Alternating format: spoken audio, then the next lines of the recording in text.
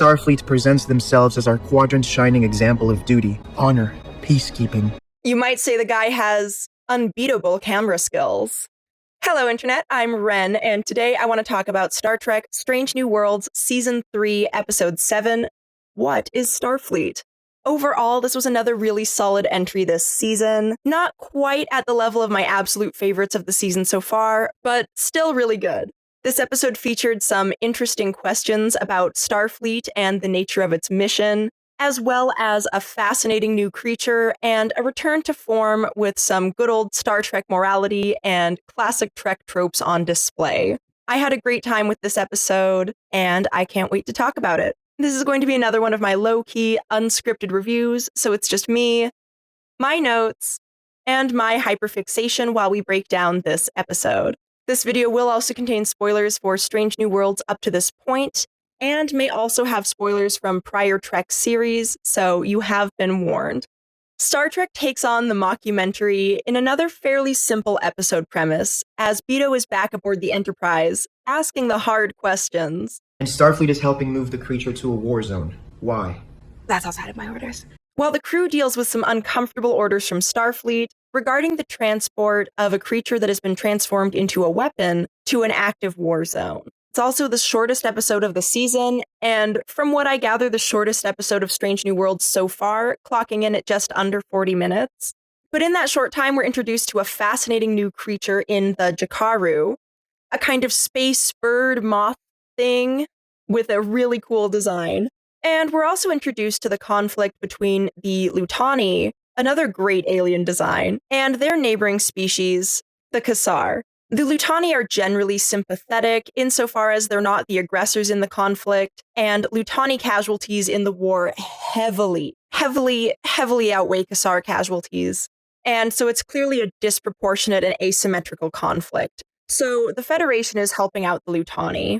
And while the reasoning for Starfleet's involvement in this conflict, since neither party are Federation worlds, is opaque. Are we helping the Lutani now? Yes, But the Y is classified. that is correct. There is kind of a hint that there's sort of a Cold War element to it, as hinted at by this line from Erica. The Lutani used to raid our cargo rooms.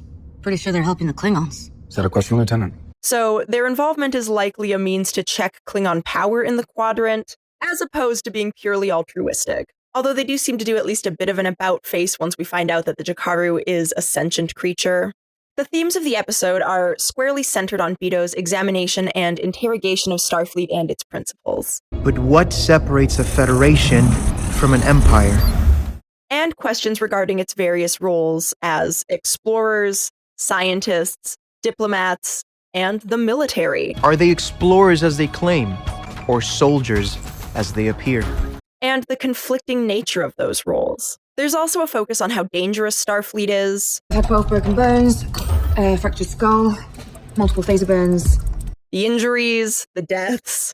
One example is Beto informing Uhura that her friend Elena Cho from the Academy went down with the Cayuga. Ensign Elena Cho. She was in the Cayuga. Did you know that? Although I didn't love that it seemed like he was bringing it up as sort of a gotcha to show how dangerous and untrustworthy the Federation is. It just felt a bit disingenuous, and it clearly rattles Uhura. I think this is a really solid episode when looked at in its entirety.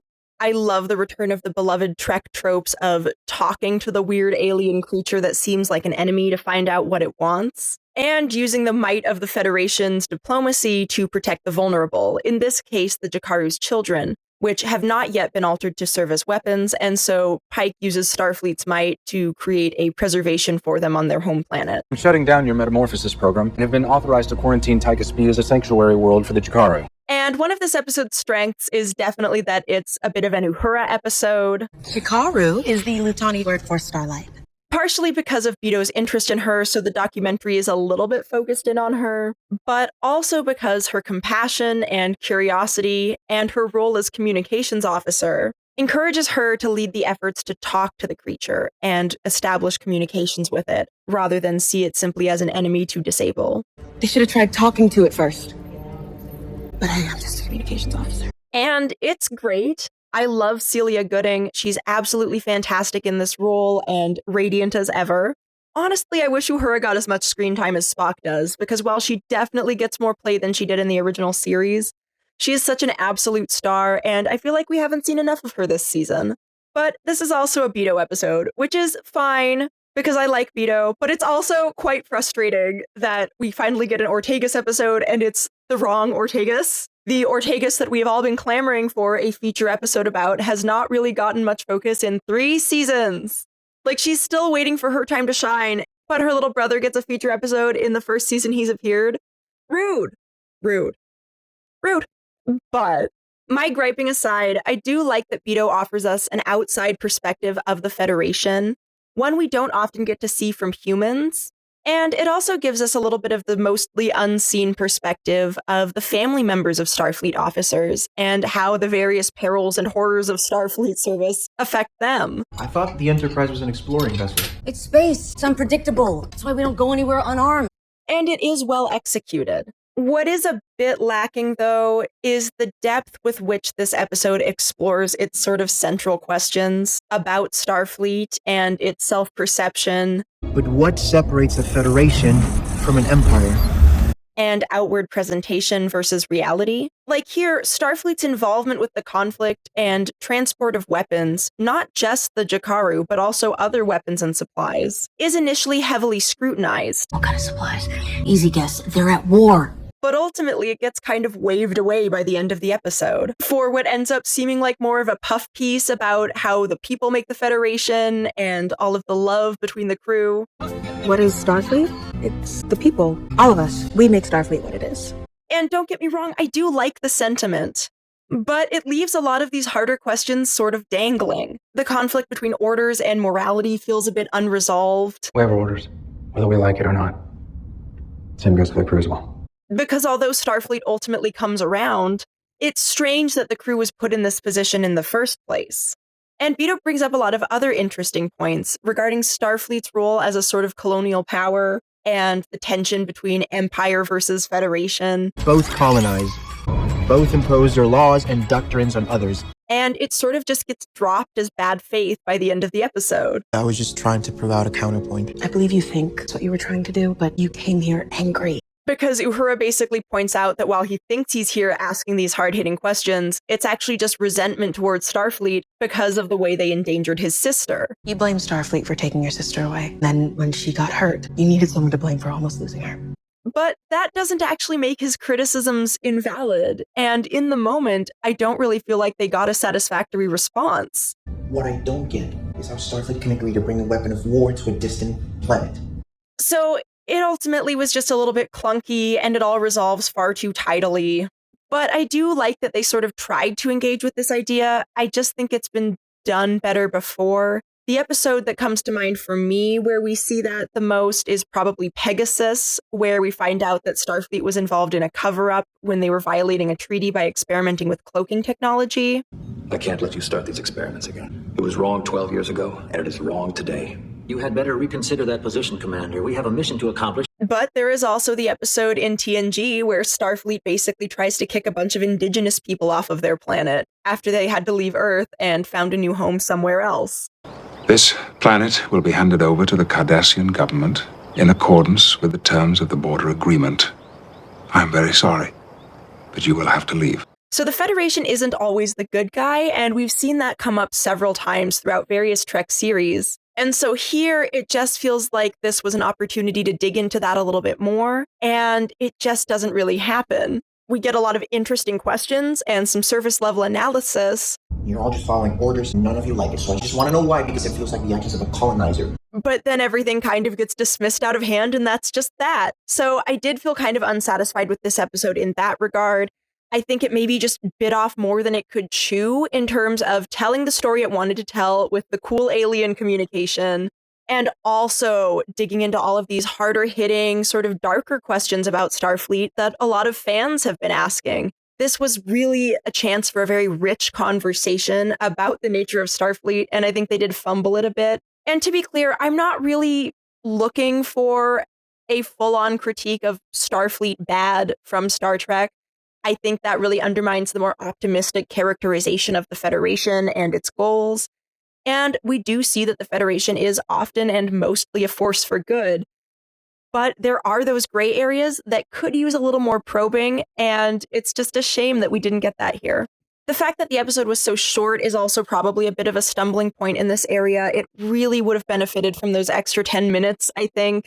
They could have squeezed a few more scenes in there that maybe would have made the messages hit a little harder and given us more of a chance to really dig into the themes. But even with that, I'm not sure if they quite would have been able to pull this off. This was sort of a huge undertaking, really, in terms of how long this conversation among fans has been going on and how Star Trek has kind of been in that conversation with fans up to this point. It may have been kind of a futile endeavor from the start, but I think it was a worthy try, and I'm not mad at it. I'm just disappointed. But it's still a really solid entry. I do love that it feels like a return to form. The whole story with the Jakaru and the unfolding of its nature, the way it didn't want to be used as a weapon anymore. Destroy me. Just tired of being a weapon. And the tragic ending of the episode, but also the sort of silver lining of protecting its children, was so classic Star Trek. We got a lot of great performances in this episode, and I did like it. I really did enjoy it. So it's not that I don't like this episode. I just think it had a lot more potential that it didn't quite meet. And here are just a few more miscellaneous thoughts.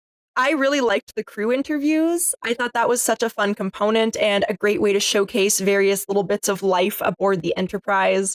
I love those little day-to-day vignettes where you see the crew just hanging out, living their lives, being themselves.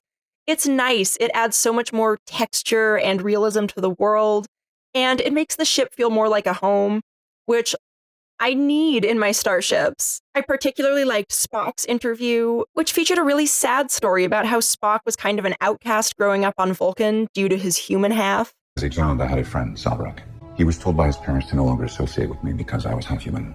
And that Starfleet is a place where he found acceptance for who he is. And I liked La'an's interview where she gives us a bit of a tactical reality check about why Starfleet can't always use diplomacy first when Beto asks her about the Gorn. Would you fire first? Unless you can kill them first, the best move is to run. Although it is a bit surprising that she's managed to get 12 broken bones serving for Starfleet. That does still seem like a lot. I've had 12 broken bones, fractured skull, multiple phaser burns. One thing I would have liked to see from the interviews, though, is maybe featuring more of the background characters we don't already know super well and don't get to hear from, really. It would have been fun to see more characters' quarters and maybe get a little bit more from, like, Mitchell or any of the other characters that we just see in the background. So that just felt like a bit of a missed opportunity. It would have been nice to kind of expand the crew a little bit more and get more of a sense of the day-to-day of the characters that we don't always check in with.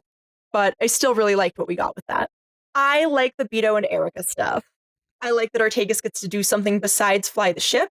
And I liked her vulnerability and the way that she talked about her PTSD and how she's dealing with it.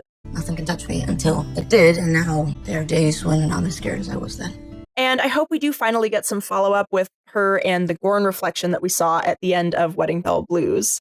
My guess is that it's probably going to come up again when the Vesda escapes from the pattern buffer, but we'll see. I also enjoyed that Erica seems to have an interest in old vehicles and shares that with Tom Paris, the pilot on Voyager. It's just kind of a cute connection. I also liked the Federation FOIA disclaimer at the start of the episode, and it was interesting to see the security footage from throughout the ship, although the amount of cameras is kind of wild, almost to a sinister degree. Like, it kind of has a bit of a panopticon feel. On a related note, Mbenga being cagey about deleting the sickbay footage, presumably after the events of Under the Cloak of War, was so funny. Have you ever scrubbed the surveillance logs from sickbay? I cannot recall.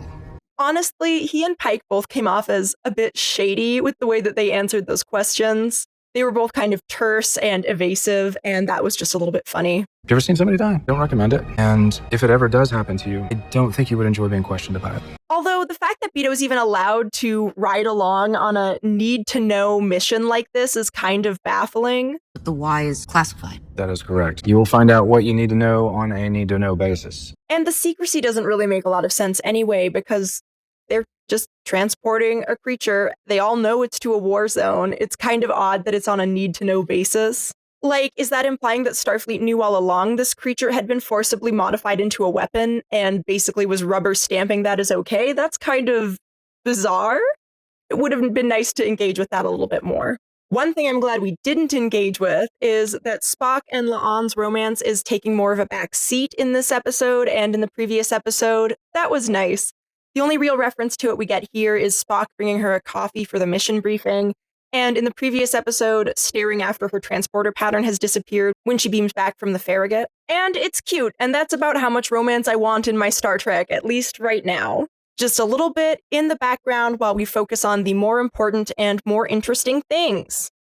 I also really liked the Uhura and Beto stuff. I thought their connection was really sweet, and I liked that Uhura challenged him and stood up for herself when he was behaving questionably.